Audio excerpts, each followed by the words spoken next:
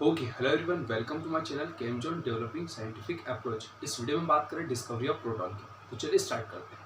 Video start करने से पहले आप अगर हमारे चैनल पे फर्स्ट टाइम है तो प्लीज़ सब्सक्राइब कीजिए, बेल आइकन को प्रेस कीजिए। अगर हम बात करते हैं डिस्कवरी ऑफ प्रोटॉन की, तो प्रोटॉन का जो डिस्कवर था वो 1886 में गोल्डस्टीन ने किया था।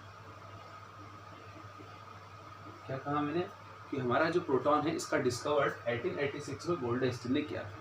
बात आती है कि प्रोटॉन क्या है। तो प्रोटॉन की अगर हम बात करें तो प्रोटॉन हमारा एटम का सब पार्टिकल है।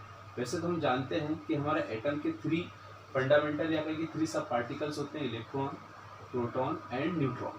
तो आज हम बात कर रहे हैं प्रोटॉन की। इसके पहले वाले लेक्चर में हमने बात की थी इलेक्ट्रॉन की। प्रोटॉन की अगर हम बात करें तो प्रोटॉन का डिस्कवर्ड गोल्डस्टीन ने किया था। कैसे किया था?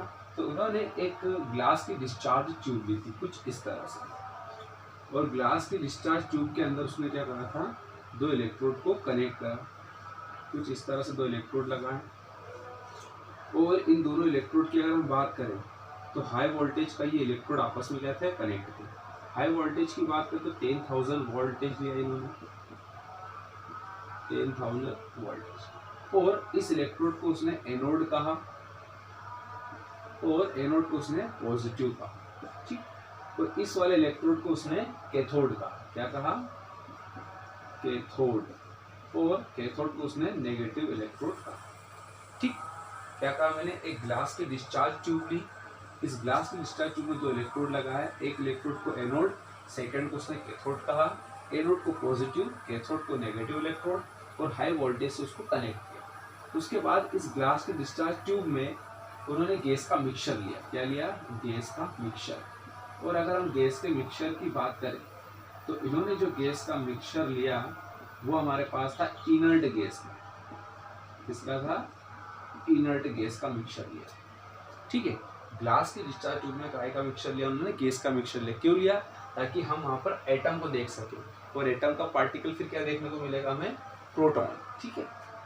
अब यहाँ पर गैस है तो गैस के प्रेशर को मेंटेन करने के लिए उन्होंने यहाँ पर एक वैक्यूम पंप लगा दिया, ताकि क्या हो सके, गैस के प्रेशर को मेंटेन कर सके। तो यहाँ पर ले लिया उन्होंने वैक्यूम पंप, ठीक। इस तरह से उन्होंने इस ग्लास की डिस्चार्ज ट्यूब को अरेंज किया। अब इस पर उन्होंने एक्सपेरिमेंट किए, और जो ऑब्जर्वेशन है उसकी बात करते हैं।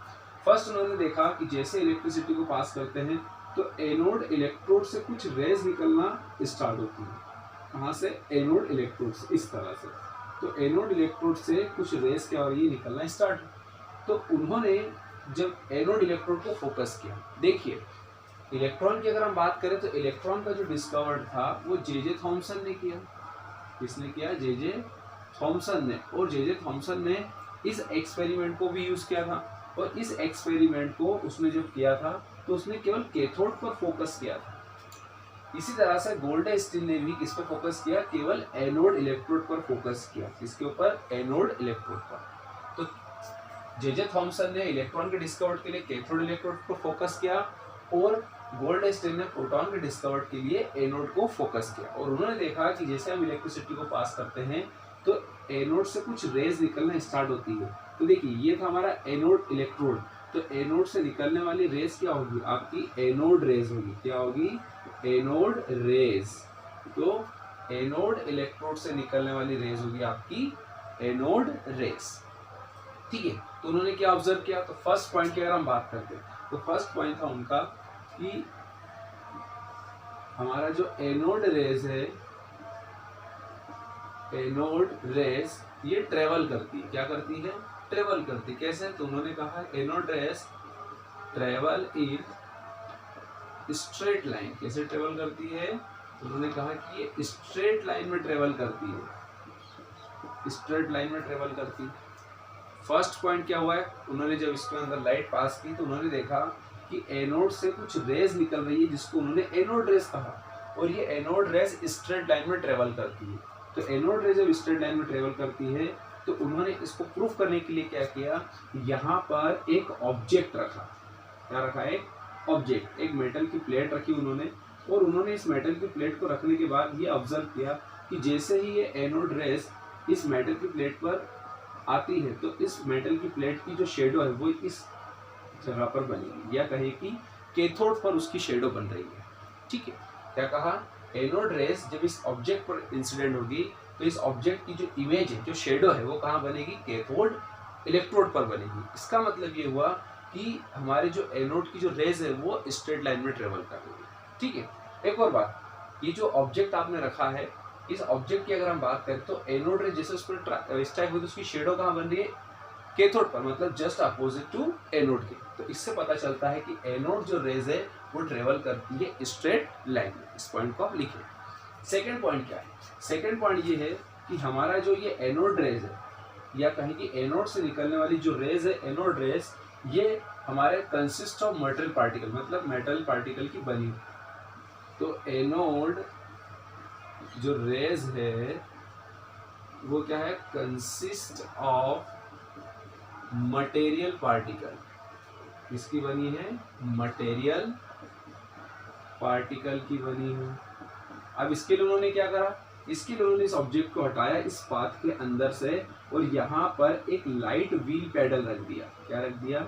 एक लाइट व्हील पेडल रख दिया कुछ इस तरह से। और उन्होंने कहा कि जब अगर ये एनोड रेस, ठीक है, एनोड से निकलने वाली जो रेज है एनोड रेस, इस एनोड रेस किससे बनी है? तो कंसिस्ट ऑफ मटेरियल पार्टिकल से।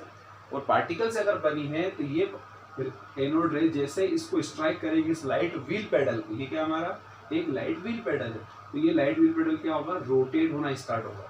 और रोटेट होगा तो इससे ये पता चलता है कि हमारा जो एनोड रेस है वो क्या है? कि मटेरियल पार्टिकल से बना है। ऐसा भी हम बोल सकते हैं कि एनोड रेस के अंदर जो पार्टिकल है उनके अंदर मास है और एक पर्टिकुलर वेलोसिटी के साथ वो ट्रेवल करते हैं, और अगर उनके बीच में हम लाइट व्हील पेडल रखते हैं तो वो रोटेट होना स्टार्ट हो जाते हैं। ठीक है, इस वाले पॉइंट को भी हम लिखेंगे कि anode rays consist of material particle. ठीक, फिर हमारे पास पॉइंट आता है कि ये जो एनोड रेस, हमने कहा कि ये इसके अंदर पार्टिकल्स है। ठीक है, और अगर हम इन पार्टिकल की बात करें तो पार्टिकल्स कैसे ही है? तो सारे ही पार्टिकल्स आपके पॉजिटिव है। कैसे पार्टिकल है? पॉजिटिव।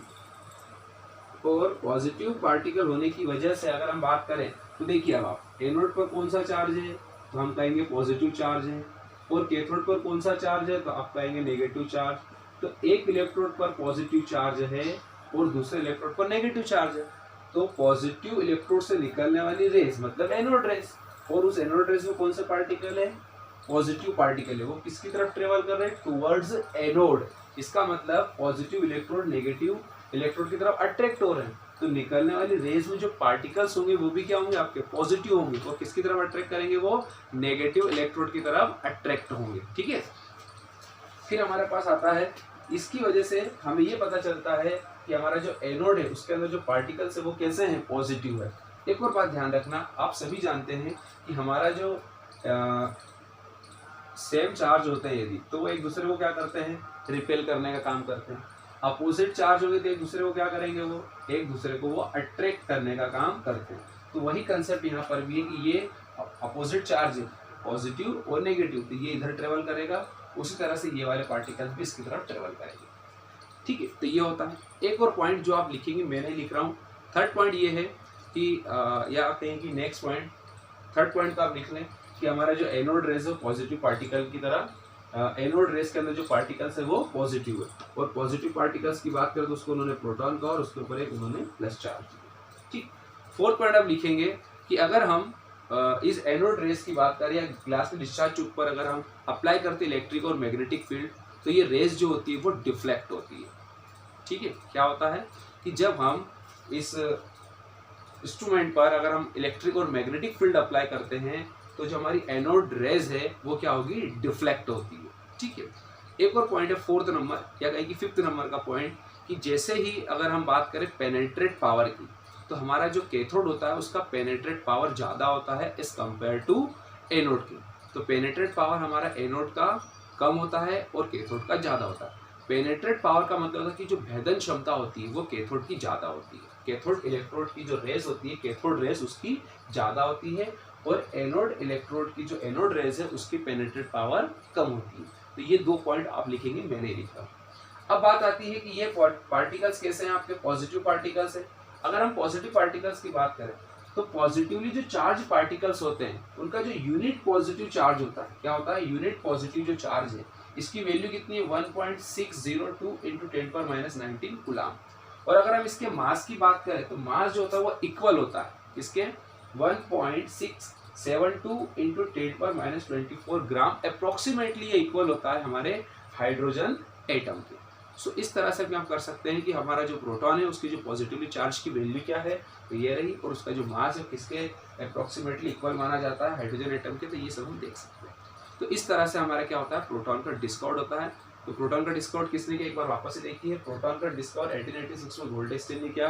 प्रोटॉन क्या है, एक फंडामेंटल पार्टिकल है हमारे एटम का प्रोटॉन, और प्रोटॉन को डिस्कवर करने के लिए उसने क्या करा था, ग्लास की डिस्चार्ज ट्यूब ली, ग्लास की डिस्चार्ज ट्यूब के अंदर उसने इलेक्ट्रोड लगाया और एक्सपेरिमेंट किए, और ये देखा कि एनोड रेज हमारी ट्रेवल करती स्ट्रेट लाइन में, फिर उसके बाद वो travel consist of metal particles की बनी होती है, उसकी जो रेज है वो पॉजिटिव पार्टिकल्स हैं। और इसके अलावा फिर उन्होंने देखा कि जब हम इलेक्ट्रिक और मैग्नेटिक फील्ड अप्लाई करते हैं तो उसका डिफ्लेक्शन देखने को मिलता है। फिर इसका जो पेनिट्रेट पावर है कैथोड का उससे कम होता है, तो पेनिट्रेट पावर कैथोड का ज़्यादा होता है और एनोड का कम होता है। उसके बाद हमारे जो एनोड रेस के अंदर जो पार्टिकल होते हैं वो पॉजिटिव होते हैं, और पॉजिटिव पार्टिकल्स की वैल्यू और उसका जो मास होता है वो हमने कहा। सो इस तरह से हम प्रोटॉन के डिस्कवर की बात करते हैं। So thank you so much for watching my video.